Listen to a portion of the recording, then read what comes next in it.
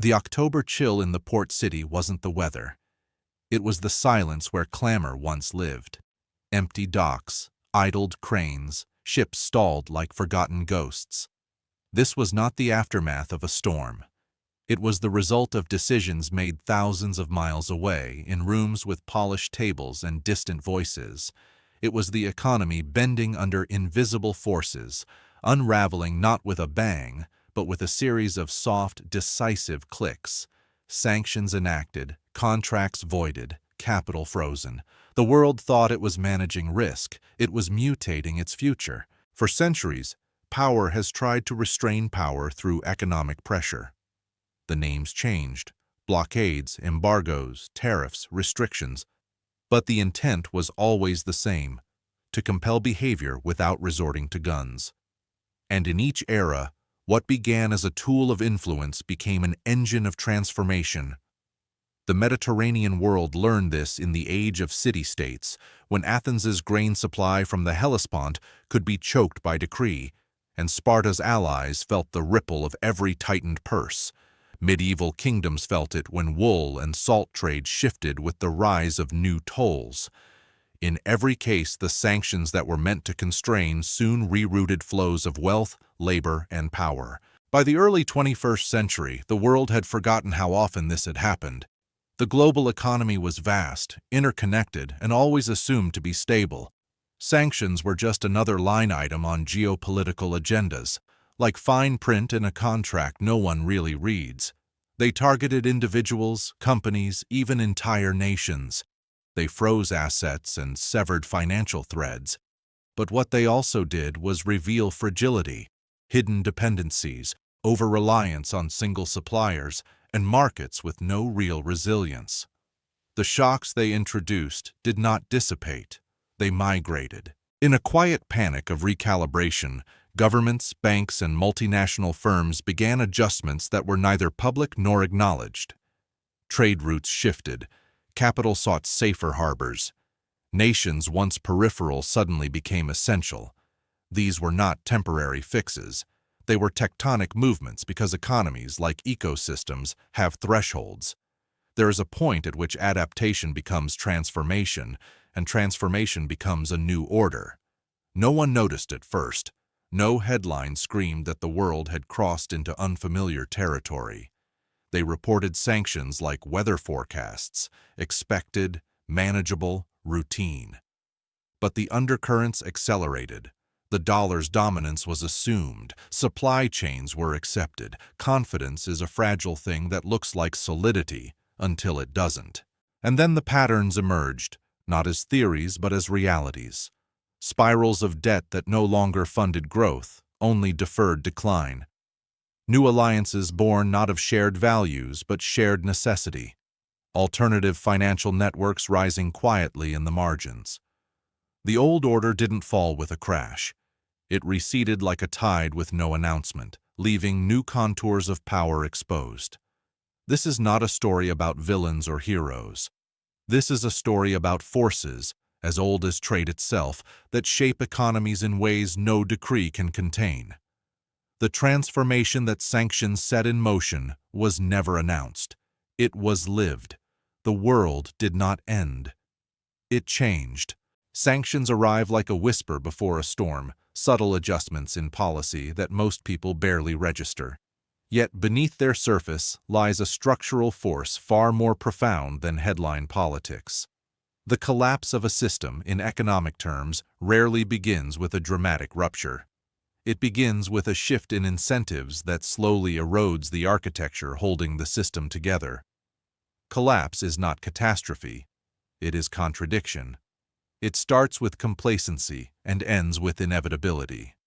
Over centuries, patterns reveal themselves not as sudden events, but as sequences, predictable only in hindsight, and always misunderstood in real time. To understand systemic collapse in the economic sphere, we must strip away mythology and look at the mechanics beneath. The first stage is expansion. Systems, whether empires, markets, or global networks, grow by incorporating new participants, new resources, and new flows of capital. In this phase, confidence is high, Productivity soars, and narratives of permanence take root. Expansion creates complexity, and complexity creates dependency. The second stage is distortion. As growth continues, distortions emerge in the form of imbalanced incentives. Debt accumulates not for productive investment, but to maintain appearances. Markets distort as capital chases short-term returns over long-term viability. Monetary policy becomes accommodative, pushing valuations beyond fundamentals. These distortions are often celebrated, mistaken for innovation. Third comes overextension. The system's own success becomes its liability. Networks stretch geographical and financial boundaries to a point where resilience weakens. Supply chains become intricate labyrinths. Financial claims outnumber actual productive capacity. Every new obligation increases fragility. Fourth is denial. Warnings are voiced by analysts, by markets, by the cracks themselves, but denial becomes the dominant narrative. Authorities reassure. Forecasts are optimistic. The public believes because belief is cheaper than uncertainty. Risk becomes normalized. Fifth is fragmentation. Relations once underpinned by mutual trust begin to fracture. Capital shifts toward perceived safe havens. Trade routes reroute. Alternative systems sprout at the margins. Sanctions accelerate this stage by forcing participants to develop parallel mechanisms outside established channels. Finally, the sixth stage is transition, not abrupt collapse, but a reconfiguration of power and value. The old center loses its gravitational pull. Confidence, once the glue of the system, dissolves. What is left is not chaos, but a different order emerging from the residue of the old. This framework is not speculative. It repeats in the fall of empires, in market cycles, in currency regimes, and in financial networks. What looks like collapse is often simply the system shedding its assumptions and evolving into something the old guard never foresaw. Sanctions, as instruments of economic pressure, act as catalysts in this sequence. They expose distortion, accelerate overextension, force denial, and hasten fragmentation. They do not cause collapse by themselves, but they reveal the strains beneath. Viewed through this lens, collapse is not a single event. It is a process, gradual, imperceptible at first, then unmistakable in its consequences. It begins not with guns or battles, but with incentives, flows, and beliefs that no longer align with the reality they depend upon. The true story of systemic failure does not live in dramatic moments. It lives in the margins and the silent shifts, in debts that never yield productivity, in networks that no longer connect, and in confidence that refuses to see what has already begun. And when the world looks back at this moment, what will seem inevitable is not the sanctions themselves, but the pattern they revealed. Long before modern sanctions became a phrase in policy debates, there was an empire that embodied the arc of expansion and contraction so clearly that its fall reads like a template for what was to follow. In the 3rd century of the Common Era, Rome was more than a city. It was a network of roads, ports, cities, tax collectors, armies, and markets stretching from Britain to Mesopotamia. The Mediterranean, once fractured by competing powers, became a Roman lake, Mare Nostrum, where trade flowed freely under Pax Romana, and wealth accumulated at the heart of an empire built on extraction and redistribution. In its ascendancy, Rome's structural advantages were formidable. Its legions secured borders that doubled as trade corridors.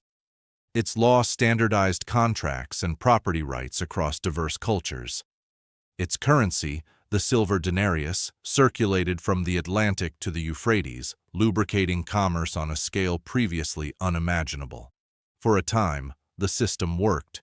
Productivity expanded, cities thrived, and wealth, though unevenly distributed, seemed abundant. Yet beneath the veneer of stability, distortions were growing.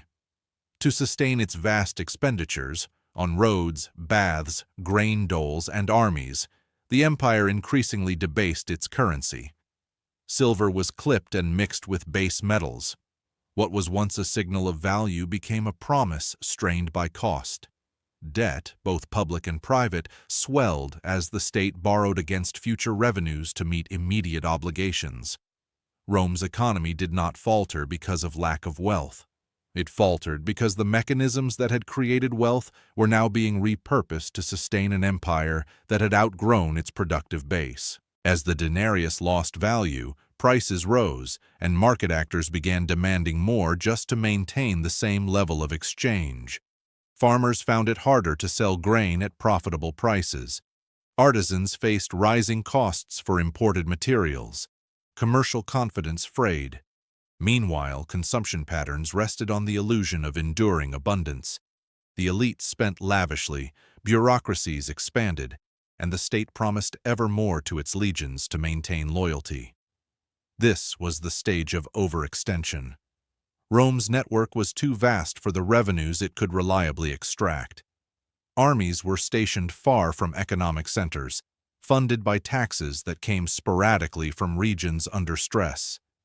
Economic productivity slowed even as expenditures remained high. Roman merchants found new trade routes bypassing Mediterranean hubs, eroding the old nodes of power. Social consequences followed. As traditional agrarian elites saw their wealth eroded by inflation and taxation, they retreated to fortress estates. Urban centers, once vibrant, shrank or stagnated. Local economies decoupled from imperial circuits and began to sustain themselves internally or through alternative regional networks. The cohesion of the Roman economic system, once its greatest strength, became its greatest liability. In the end, the wealth of the empire did not vanish. It simply failed to remain within the system that depended on it. Currency debasement, debt burdens, and distorted incentives transformed the Roman economy from a unified order into a constellation of localized systems. Political unity fractured. What had been a single sprawling economic organism became a mosaic of smaller, more adaptive networks. To a citizen in Rome's heyday, this was neither obvious nor expected. Expansion had always felt sustainable. Prosperity seemed to justify itself. Only in hindsight, with the benefit of centuries of data, artifacts, and chronicles, can we see the structural imbalance that led not to an explosive collapse, but to a quiet, persistent unraveling of the economic web that once bound an empire. In these patterns, the echoes of later systemic shifts are unmistakable. In a very different era, across the Atlantic and 5 centuries later, the story repeated itself with new actors, new tools, and a modern confidence that this time is different. The Dutch Republic of the 17th century had risen from provincial obscurity to become a global commercial powerhouse. Its merchant fleets crisscrossed oceans, its banks pioneered modern finance, and Amsterdam became the fulcrum of European capital. Investors believed in the rationality of markets, in the permanence of trade routes, in the idea that financial innovation could indefinitely sustain prosperity. Yet beneath the optimism lay the same stages of systemic stress. Credit was extended far beyond actual productive capacity, often underwritten by government guarantees or expectations of continued expansion. Trade surpluses were assumed to persist indefinitely. Monetary instruments such as bills of exchange and stock in the Dutch East India Company proliferated with little regulatory oversight. Distortion was celebrated as ingenuity, and overextension was mistaken for sophistication. Denial became a dominant narrative when cracks appeared. Inflation crept into commodity prices, speculative bubbles formed, and conflicts in distant territories began to disrupt supply lines. Rather than reassessing the system, investors and policymakers relied on increasingly complex instruments and assumptions of perpetual growth. Confidence persisted because the networks of finance and trade were vast, and belief in them had become almost reflexive. Every warning was dismissed as alarmist. Every disruption was rationalized. The stage of fragmentation arrived quietly. Rival powers sought to undercut Dutch dominance. Local economies adapted to shifting trade patterns, and alternative financial mechanisms began to emerge. When crises struck, notably the tulip mania crash. The impact was severe, not because the economy collapsed entirely, but because the underlying incentives had misaligned with reality. Wealth did not disappear, it simply shifted, flowing along new channels outside the established system.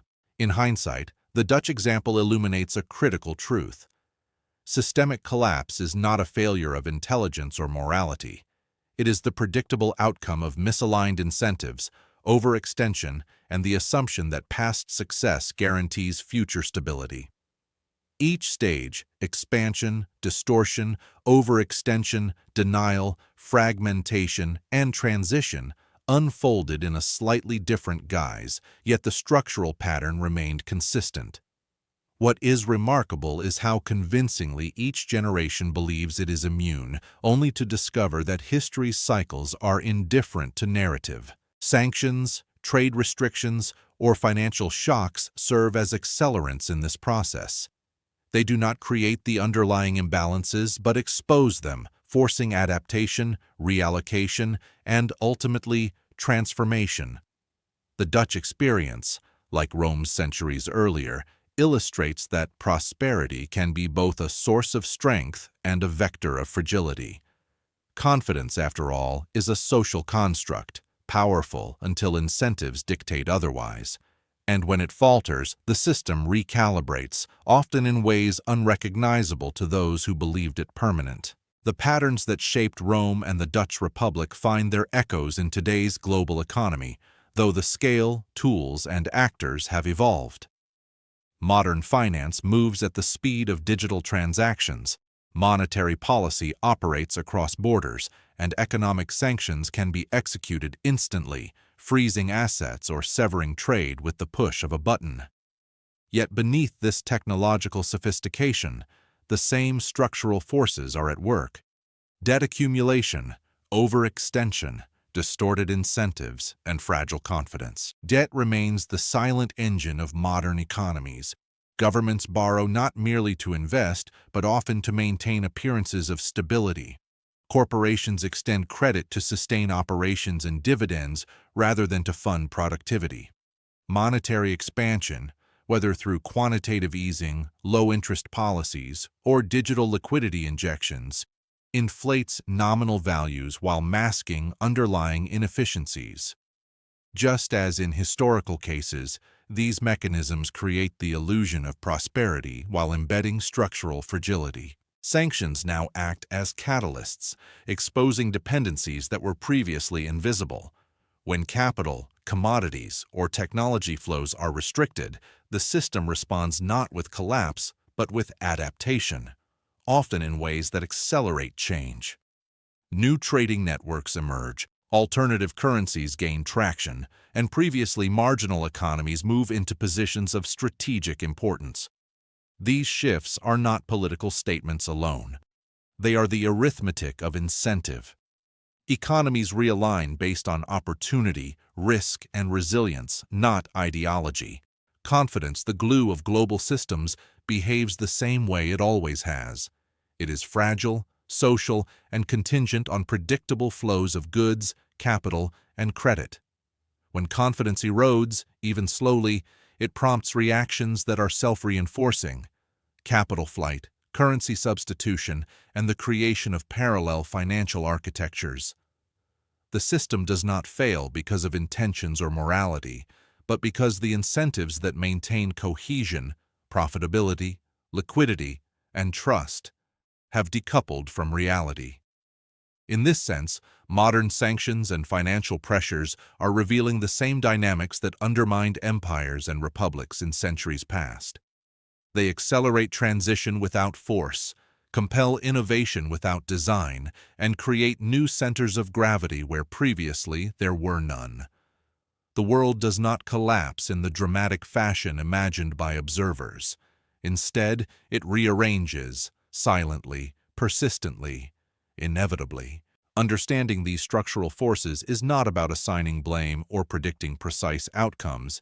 It is about recognizing the pattern, the expansion of networks, the accumulation of debt, the distortion of incentives, and the eventual necessity for realignment.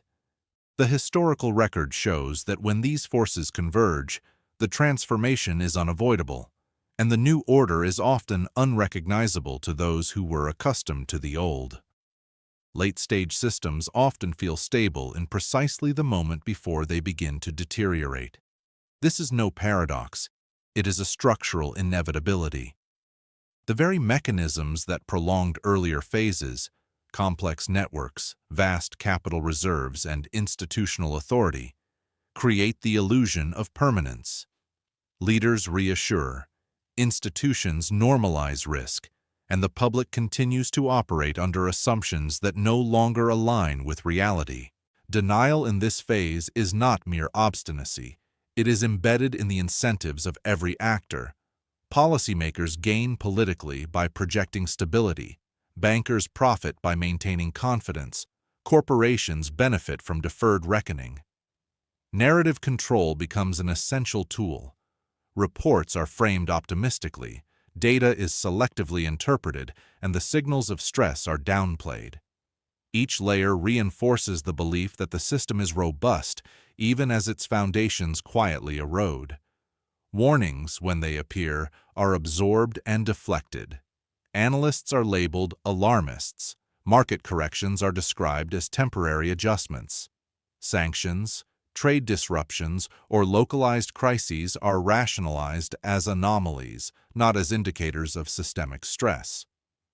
This creates a window in which the underlying forces of transition, overextension, fragmentation, and realignment accelerate beneath the surface. Paradoxically, this period of apparent calm is when the system becomes most fragile. Dependencies have multiplied, leverage is high, and alternative networks have emerged just enough to siphon energy from the old order. When the tipping point arrives, change does not occur gradually. It manifests rapidly, not because the system was inherently unstable from the start, but because structural pressures, long ignored, have finally exceeded the capacity of institutions and incentives to contain them. The acceleration phase is therefore quiet but relentless. It is marked by invisible shifts, new financial channels rise in the shadows, trade corridors reroute, and confidence subtly reallocates to networks outside traditional authority. By the time observers recognize the transformation, the levers for intervention have already shifted. The old mechanisms are no longer sufficient, and the world, seemingly stable until yesterday, is irrevocably changed. History does not repeat because people are reckless or malevolent. It repeats because systems are governed by incentives, and incentives endure longer than memory. Every empire, republic, and modern economy eventually confronts the arithmetic of its own structure: debt that cannot be repaid through productivity, confidence that cannot be sustained without credible flows, and networks that cannot remain centralized without friction. These are the forces that quietly shape outcomes, indifferent to intention or morality. Sanctions, trade restrictions, and financial pressures are merely accelerants in this ongoing process. They expose fragilities, reroute resources, and compel adaptation. What is remarkable is not the disruption they cause, but the emergent order that arises from it. New financial systems form at the margins, alternative trade networks consolidate, and previously peripheral economies assume roles of strategic importance. These shifts are neither dramatic nor sudden to those living through them, but their consequences are permanent and far-reaching. In every era, participants believe stability is self-sustaining.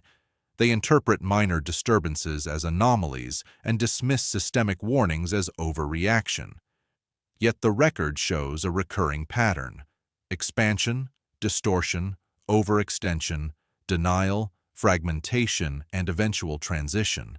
This pattern transcends geography, culture, and technological context. The tools and actors may change, but the underlying forces remain constant. Human behavior adapts, but structural imperatives dictate the arc. Understanding these cycles is not about fear. It is about recognition that the forces shaping economies operate continuously, often invisibly, and that transformation is the inevitable response to misaligned incentives. It is about observing how confidence, debt, productivity, and networks interact to create conditions that no decree or policy can fully control. History is not kind to those who assume permanence. It rewards those who understand the patterns. If you're watching for the first time, welcome to the Economy Club. This is where we study the forces that shape history and the patterns that quietly decide the future. Stay curious, stay grounded, and we'll see you in the next cycle.